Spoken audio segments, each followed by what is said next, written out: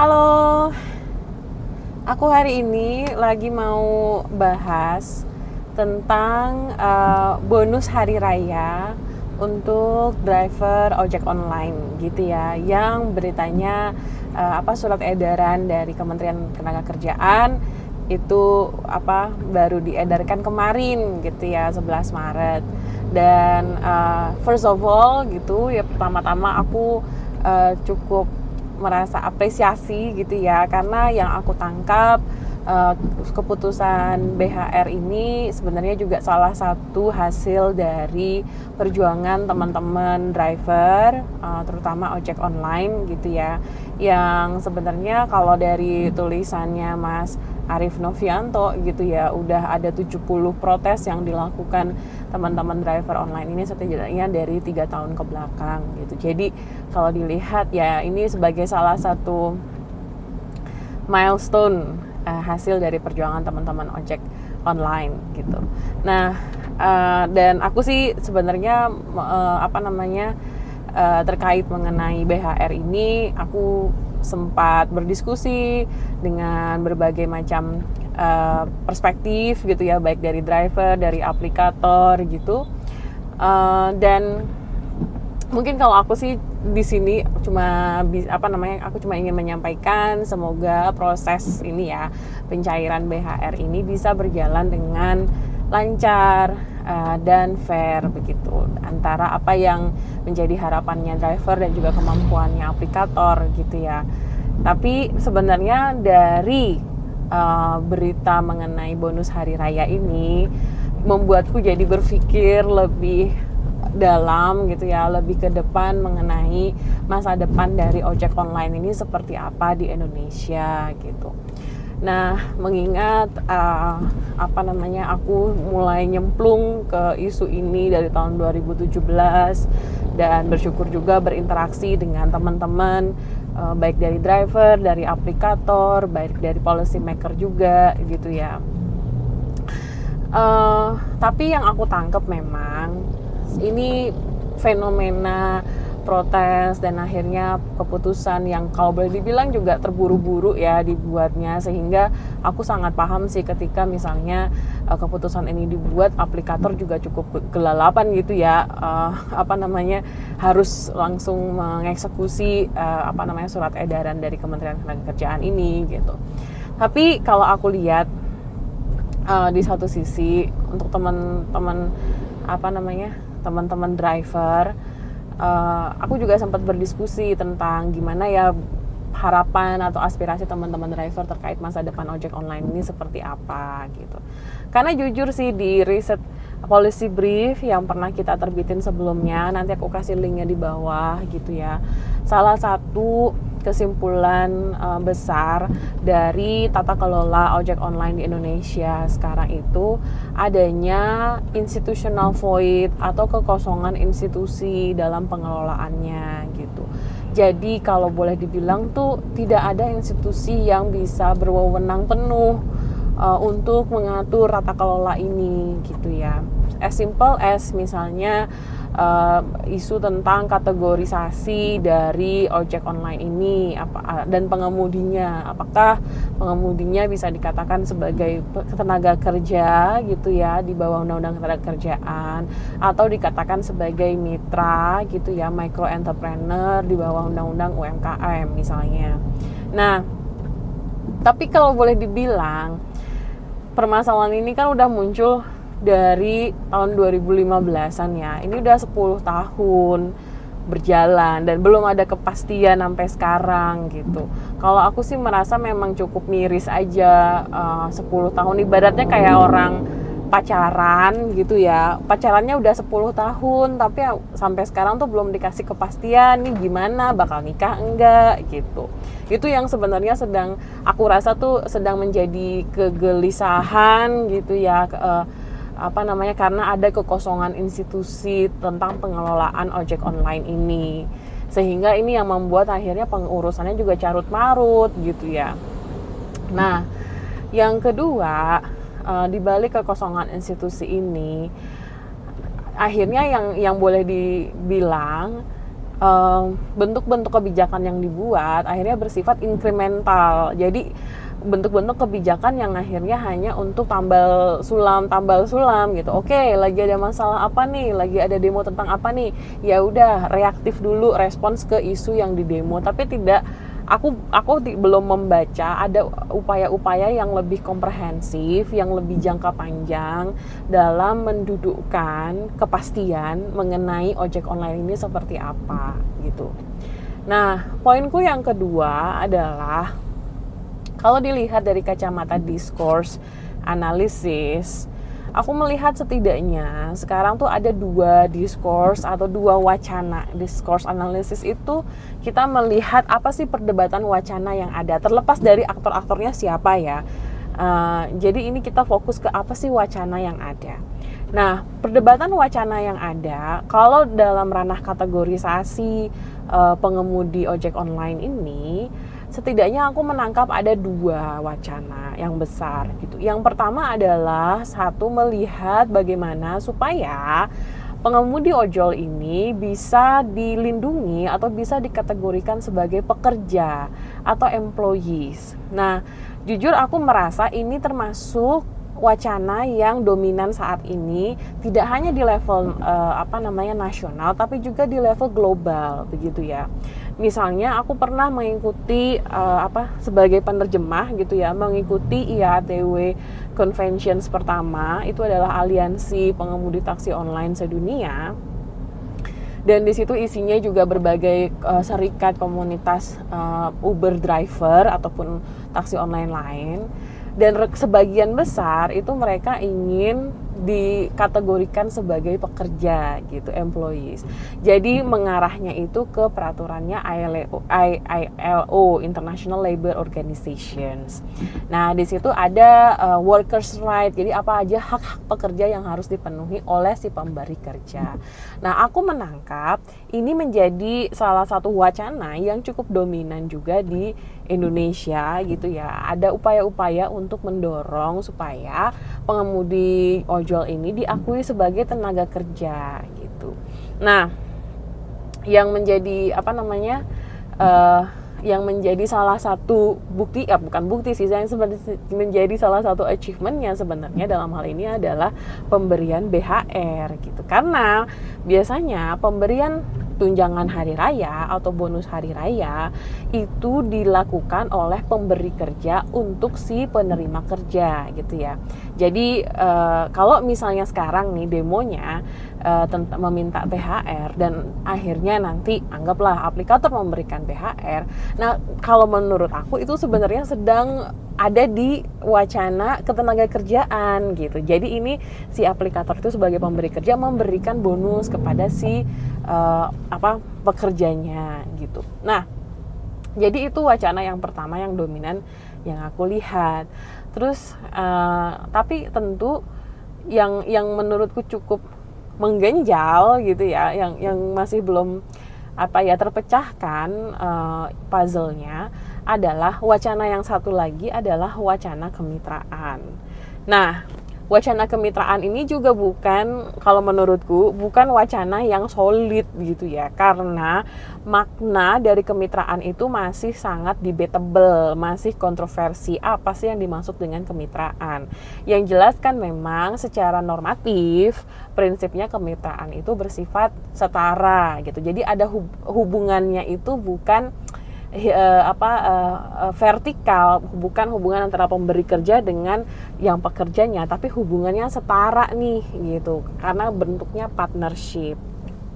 Nah, ini wacana yang kedua juga menurutku wacana yang cukup dominan juga gitu ya, terutama di konteks Indonesia. Aku melihat, saya beberapa kali berdiskusi, bertanya dengan teman-teman driver, mereka lebih cenderung fokusnya ke kemitraan. Terus kalau misalnya aku tanya kenapa gitu ya, nah ini yang menarik, teman-teman di driver pengemudi ini juga melihat status kemitraan itu memberikan fleksibilitas bagi mereka gitu. Mereka punya bayangan kalau misalnya seandainya nanti aku posisinya sebagai tenaga kerja, berarti nanti aku harus mengikuti kewajiban seperti pekerja, misalnya ada jam kerjanya, ada kewajiban-kewajiban lain yang harus diikuti, absensi, evaluasi dan lain-lain gitu. Nah, ini hal yang kurang begitu dominan diinginkan oleh para pengemudi. Ini yang aku tangkap. Nanti mohon koreksi kalau aku keliru ya, atau mungkin kalau ada teman-teman driver juga yang nonton video ini nanti boleh tulis di kolom komentar. Tapi menurutku wacana kemitraan ini akhirnya menjadi opsi yang sekarang ya, setidaknya yang aku baca, menjadi opsi yang lebih banyak diinginkan oleh para pengemudi gitu. Tapi tentu PR-nya adalah bagaimana membuat kemitraannya itu setara gitu. Karena kondisinya sekarang bentuk-bentuk kemitraan yang ada itu tidak setara. Kenapa? Misalnya kalau basisnya kemitraan, paling gampangnya adalah, contohnya adalah urusan tarif itu harusnya tidak bisa diputuskan satu pihak oleh aplikator saja, tapi urusan tarif itu harus menjadi bagian dari kesepakatan dengan mitra gitu. Ataupun misalnya urusan-urusan yang lain yang terkait dengan pengerjaan bisnisnya si mitra ini, yaitu ojek online atau kurir misalnya. Nah, itu harus dengan basis kesepakatan gitu. Nah, basis kesepakatan ini yang belum, kalau boleh dibilang, belum terlihat konkret dalam skema kemitraan di Indonesia sekarang. Nah, berkaca dari dua wacana yang ada perdebatannya gitu ya. Kalau aku mungkin lebih cenderung melihatnya begini. Yang pertama, wacana mengenai ketenaga kerjaan itu kita perlu pahami bahwa dia juga ada banyak pengaruh dari dinamika politik global gitu ya, terutama dinamika yang ada di negara-negara utara atau negara-negara global north begitu. Ini pembacaanku melihat bagaimana di Amerika, di Inggris. Kenapa wacana ketenaga kerjaan di sana kuat? Karena satu, labor regime-nya atau rezim buruhnya, ketenaga kerjaannya itu kuat gitu. Hak-hak buruh, membuat serikat pekerja itu sudah menjadi budaya yang mengakar kuat di negara-negara barat. Bahkan salah satu kasus kasus yang cukup menggoncang gitu ya di dunia ride hailing ini, salah satunya adalah kasus yang dimenangkan oleh Yasin Aslam, seorang pengemudi Uber di London yang menuntut perusahaan Uber gitu ya untuk memberikan data-data. Jadi ada isu tentang workers' right waktu itu, dan itu akhirnya dimenangkan. Jadi pengadilan memenangkan si pengemudi. Nah, dalam hal ini kita perlu berkaca, satu, basis institusi dan basis kultural di negara utara itu sangat mendukung gitu ya wacana mengenai ketenaga kerjaan ini. Sementara kalau kita bicara mengenai konteks di Indonesia, yang aku lihat, satu, kita belum punya basis institusi dan basis kultural sekuat itu. Lalu yang kedua, basis yang lebih kuat justru sebenarnya tentang tenaga kerja informal. Kalau dilihat dari berbagai macam data gitu ya, jumlah tenaga kerja informal di Indonesia itu jauh lebih banyak dibandingkan dengan tenaga kerja formalnya. Nah, ini akhirnya berpengaruh pada kultur. Di satu sisi akhirnya aku juga menangkap alasan kenapa misalnya teman-teman driver itu lebih senang mitra aja gitu, karena fleksibel dan lain-lain ya, karena basis kultur budaya kerjanya itu ya kultur informal. Jadi kalau misalnya kerja jadi driver ya bisa ngatur waktu, fleksibel, nanti bisa sambil jualan kah, bisa sambil ngurus keluarga kah, bisa sambil yang lain-lain. Nah, itu yang menurutku menjadi basis kultur budaya kerjanya di Indonesia yang sudah mengakar kuat bahkan sebelum ojek online itu ada gitu. Sebelum ojek online kita ada ojek pangkalan yang kehadirannya itu sudah dari tahun ya boleh dibilang 60-an, 70-an gitu ya, sudah ada jauh sebelum ojek pangkalan itu ojek online itu ada. Nah, kalau kita lihat, kita punya background kulturnya tuh yang berbeda. Satu, tenaga kerja informal sistemnya itu lebih dominan, sehingga kalau dilihat, kalau di Eropa, di Inggris gitu misalnya, nggak ada formal sama informal itu sering dianggap hierarkis. Jadi yang formal itu lebih bergengsi gambarannya dibandingkan yang informal gitu ya, atau yang informal itu dianggap second class gitu dibandingkan dengan tenaga kerja formal. Sementara kalau di Indonesia ya mungkin sebenarnya ada pembagian kelas itu, tapi masalahnya eksistensi tenaga informalnya itu lebih dominan gitu. Kita udah terbiasa dengan berbagai servis-servis informal gitu kan. Mau pindahan nggak usah kadang nggak usah minta jasa formal perusahaan gitu, tinggal minta tolong bapak-bapak satpam depan rumah atau bapak-bapak siapa yang lewat gitu ya. Jadi basisnya basis yang sifatnya informal, basis kolektivitas gitu. Nah, jadi itu yang pertama, backgroundnya itu adalah informal. Sehingga kalau aku menangkap justru kalau misalnya nih seandainya ketenaga kerjaan itu yang menjadi wacana paling dominan, dan ini yang menjadi perspektif pemerintah dalam membuat kebijakan, yang aku khawatirkan itu adalah satu, khawatirnya adalah nanti kita jadi semakin mengeksklusi tenaga kerja informal yang ada gitu. Karena tadi logika mengenai gig workers ini sebagai tenaga kerja itu hadir dengan background yang melihat formal itu lebih bagus dibandingkan dengan informal gitu. Padahal kalau di Indonesia banyak juga orang itu, pengemudi itu yang lebih seneng budaya kerja yang informal, yang fleksibel gitu. Jadi aku khawatirnya nih kalau misalnya nanti ada isu upaya-upaya untuk memformalisasi pengemudi ini menjadi tenaga kerja. Nah, pertanyaannya gimana caranya supaya nanti prosesnya atau syaratnya itu tidak mengeksklusi tenaga kerja yang informal, bisa nggak gitu? Itu yang perlu dipikirkan. Atau yang kedua, pilihannya kalau misalnya memilih wacana yang kemitraan gitu ya berarti saya kira ini juga sudah menjadi banyak diskusi sebelumnya. Berarti gimana supaya posisi antara aplikator dan pengemudi itu bisa dibuat setara gitu. Bisa keputusan, salah satunya bagaimana kita bisa mendemokratisasi proses pengambilan keputusan di dalam aplikasi itu, dalam platform itu. Nah, itu yang aku pikir menjadi salah satu PR besarnya gitu ya.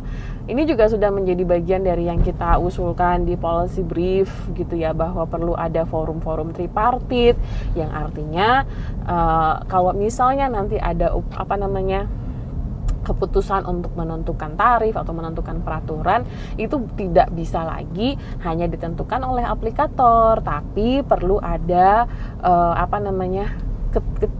tiga pihak gitu yang juga terlibat dari awal, yaitu policy maker sama drivernya. Nah, itu sih yang masih menjadi pemikiran saat ini, dan jujur mungkin ini hal yang masih jauh ke depan gitu ya. Maksudnya hal yang masih kelihatannya tidak begitu urgent sekarang, tapi menurutku waktu 10 tahun ke belakang itu menjadi sangkos gitu ya. Sudah menjadi waktu yang cukup banyak kita investasikan gitu untuk berada di ketidakpastian ini gitu. Mau berapa tahun lagi ada di dalam ketidakpastian ini gitu kan.